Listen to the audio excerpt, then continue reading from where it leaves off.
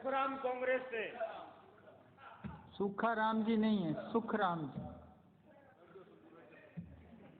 जोगराम जी यार बात कर दे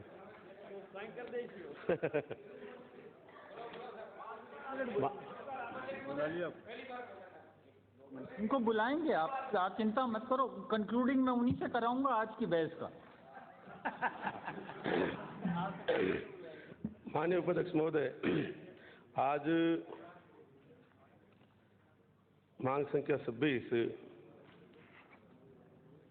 चर्चा हो रही है।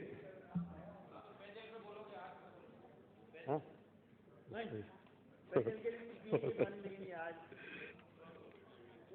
माननीय उपाध्यक्ष महोदय, चिकित्सा की कई पद्धति हैं,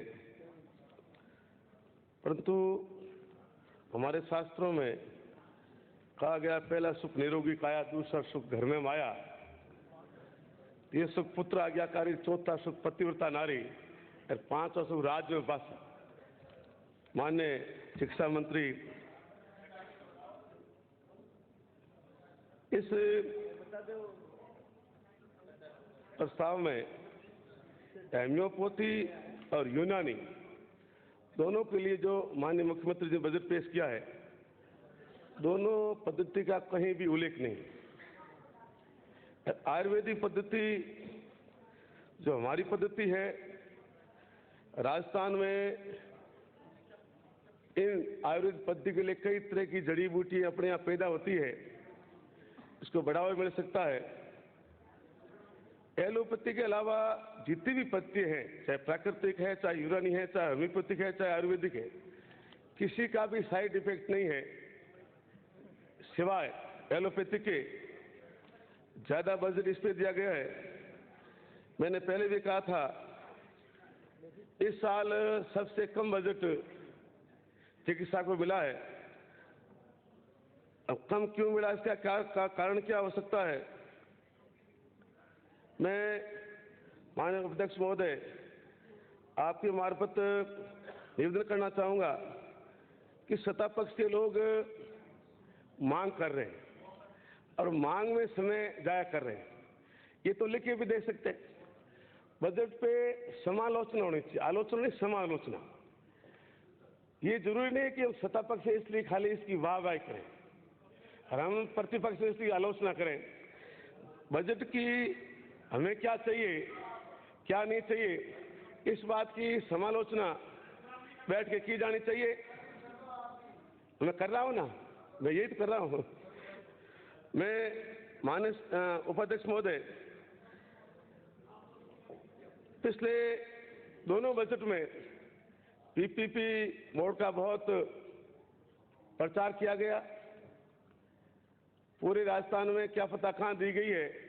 मेरे नेतृत्व में गुड़ा वाराणसी से लादूराम जी आ रहे हैं, इनके यहाँ पीपी मोड में एक हॉस्पिटल पीएचसी दी गई।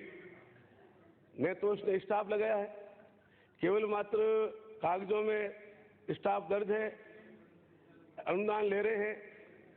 पहला जो प्रयोग हुआ है पूरा फेल हुआ है। सब सेंटर देने की बात कही थी, उप स्वास्थ्य केंद्र वो कहीं भी नहीं दिए गए हैं। मेरा ये मानना है कि ये नर सेवा नारायण सेवा का मामला है। अगर सरकार अपने स्तर पर करे, अपने हाथ में लेकर कोई काम करेंगे तो भी बढ़िया होगी। पीपीपी मोड पे देने से न तो सही सेवा हो पाएगी, न गरीब लोगों को इलाज हो पाएगा, न उनकी सही जांच हो पाएगी, न वो वहाँ जा पाएंगे। तो माननीय उपाध्यक्ष महोदय, आपके मार्फत मेरा निवेदन है कि ये जो प्रयोग हुआ है, इस प्रयोग पूरी तरह से फेल हुआ है, तो इस प्रयोग को पुनरावृत्ति न करके अपने सरकारी स्तर पर काम किया जाए। माननीय उपाध्यक्ष महोदय, हम जब भी माननीय शिक्षा मंत्री जी किसी हॉस्पिटल निरीक्षण करते हैं और निरीक्षण करके जब प्रेस वार्ता करते हैं तो हर बार सुनते हैं कि मैं खुद शर्मसार हूँ, क्या स्थिति है सफाखाना हॉस्पिटल की, गंदगी पड़ी है, ये पड़ी है। मेरा ये मानना है कि माननीय चिकित्सा मंत्री का इतना जोरदार ढंग से सही बात कहने के उपरांत भी आज की तारीख में पूरे राजस्थान में कहीं भी, चाहे पीएचसी हो, चाहे सीएचसी हो, चाहे सब सेंटर हो, वही सफाई की व्यवस्था बनी हुई है, वही मशीनों की व्यवस्था बनी हो। मशीनें चाहे एसएमएस में ले लो, वहाँ भी सोनोग्राफ मशीन खराब पड़ी है, मेरे सांचौर में खराब पड़ी है, या उसका टेक्निकल हैंड आज भी नहीं है। जो पूरे जिले की ये स्थिति है। मेरा माननीय उपाध्यक्ष महोदय जी, आपके मार्फत निवेदन है, जितने भी मशीनें हैं, चाहे एक्सरे मशीन है, चाहे सोनोग्राफी है, चाहे सीटी स्कैन की मशीन है, पूरे राजस्थान की जितनी मशीनें हैं उनकी पूरी इंक्वायरी की जाए, कितनी मशीनें खराब पड़ी है, कितनी वाकई में उनके पास सामने ऊपर चलाने वाला टेक्निकल हैंड आदमी नहीं है, ताकि जो मशीनों के ऊपर पैसे आज सरकार ने खर्च किए उनका सही उपयोग हो सके। माननीय उपाध्यक्ष महोदय, सरकार ने पिछली निःशुल्क मुख्यमंत्री निःशुल्क दवा योजना को करीब बंद करके भामाशाह मुख्यमंत्री भामाशाह स्वास्थ्य बीमा योजना लागू की। और भामाशाह योजना के तहत मैं निवेदन करना चाहूँगा कि एसएमएस हॉस्पिटल क्या जितने भी जिला मुख्यालय पर हॉस्पिटल है, संभाग स्तर पर हॉस्पिटल है, उन तमाम हॉस्पिटलों में पूरी भीड़ है। आप एसएमएस जाके देखिए, मैं गया था 4 दिन पहले, एक मेले की तरह चल रहा है, जैसे मेला है, कैसे तो जांच करें, कब नंबर आए, एक लाइन में 100 आदमी 300 आदमी खड़े, 4 दिन से जांच का नंबर आता है, 4 दिन में किसी एक्सरे का, सोनोग्राफ मशीन का, सीटी का 5-5 दिन से नंबर आता है। ये हालात बने हुए हैं। सरकार ने घोषणा की थी कि सरकारी हॉस्पिटलों के साथ साथ हम प्राइवेट हॉस्पिटलों से भी ये जांच कराएंगे। इसके साथ साथ हम जितने भी चाहे किस तरह की जांच है, इलाज है, पूरा करेंगे। परंतु आज दिन तक भी जो निजी अस्पताल है सरकार के, जिन्होंने प्रस्ताव रखे हैं, एक भी प्रस्ताव निजी चिकित्सालय नहीं माना है। नहीं मानने का क्या कारण हो सकता है? या तो सरकार की इच्छा शक्ति कमजोर है, आगे मनाने का प्रयास नहीं कर सकते हैं। जिला कलेक्टर के पास बहुत सारे प्रशासनिक पावर होते हैं, तो कलेक्टर चाहे तो वहाँ के जो निजी अस्पताल है रात दिन जो काम सही काम करते नहीं है, 50% गलत काम करते हैं। तो अगर जिला प्रशासन मजबूत हो, उनकी इच्छा शक्ति दृढ़ हो, तो इस तरह के जो गरीबों के काम इलाज का मामला है वहाँ हो सकता है। मेरा माननीय उपाध्यक्ष महोदय, आपके मार्फत निवेदन है कि ये एक जो एक्ट पेंडिंग है, क्लिनिकली एस्टेब्लिशमेंट एक्ट, इस एक्ट को अगर लाया जाए तो प्राइवेट जो अस्पताल है उनके ऊपर नकेल कसी जा सकती है, और सरकार जो एसएमएस में और दूसरे सभी अस्पतालों में जो एक भीड़ लगी हुई है, उन भीड़ से भी निजात मिल सकती है और उन्हें भी फायदा हो सकता है। निःशुल्क दवा योजना जो बंद की गई, अब जो पहले सरकार ने जब लास्ट में 2013 में करीब 600 दवाएं थी जो निःशुल्क दी जा रही थी, 200 से पिछली सरकार ने शुरू की थी, 600 तक पहुंची थी।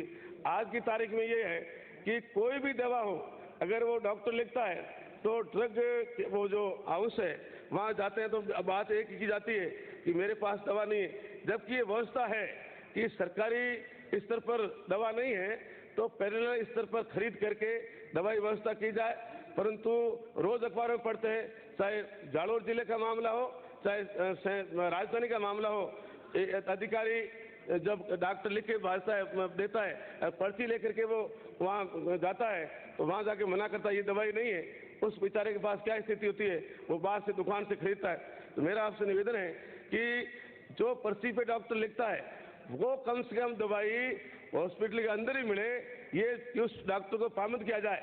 आपके स्टोर में नहीं है तो अपने स्तर पर खरीद करके उस मरीज की व्यवस्था की जाए, ताकि उस गरीब को सही इलाज मिल सके। उसके साथ साथ मेरा निवेदन है कि कुपोषण का मामला है। कुपोषण राजस्थान में कुपोषण की समस्या बाड़मेर जिले तक ही आ गई। जो बैकवर्ड जिले थे, पूरी करना, बैकवर्ड जिले थे वहां तक तो थी, बाड़मेर में भी कुपोषण के शिकार बच्चे मिल रहे हैं। जितने भी कुपोषण के सेंटर हैं, 147 सेंटर है, वो पूरे के पूरे बंद पड़े हैं। बंद इसलिए पड़े हैं, अधिकारी से बात करते अधिकारी कहते हैं कि यहाँ पेशेंट आते नहीं है, मरीज आते नहीं, इसलिए बंद पड़े। तो मेरा माननीय उपाध्यक्ष से निवेदन है, ये जो कुपोषण के सेंटर हैं, इन सेंटरों को विधिवत चालू रखा जाए और पूरी मॉनिटरिंग की जाए, ताकि जो बच्चे मौत के कगार में जाने उनको बचाया जा सके। मेरा माननीय उपाध्यक्ष जी, आपके मार्फत निवेदन है कि एक जो एम्बुलेंस सेवा है, एम्बुलेंस सेवा उनका ये कह रखा है कि सरकारी हॉस्पिटल जाना जरूरी है, जबकि बीच में प्राइवेट हॉस्पिटल पड़ता है। तो माननीय मंत्री से निवेदन है कि ऐसी व्यवस्था की जाए, उसके मान लो खून बह रहा है और आधा घंटा लगेगा तब तक वो मालूम जा सकता है, तो कम से कम जब निजी हॉस्पिटल भले ही हो और नजदीक हॉस्पिटल हो, एम्बुलेंस से कहा जाए उस पेशेंट को वहां पहुंचा जाए ताकि मतलब वो पेशेंट बच सके। इसके साथ साथ ही एक महावीर हॉस्पिटल में भी मेरे पेशेंट कैंसर का वहाँ गया था, वो जो कैंसर का ट्रीटमेंट सही चल नहीं रहा है, उसको जमीन किस लिए दी थी, अब वो क्या काम ले रहा है, इसकी भी जांच कराई जाए ताकि पूरा खुलासा है। आपने जो बोलने का मौका दिया, धन्यवाद। जय श्रीमती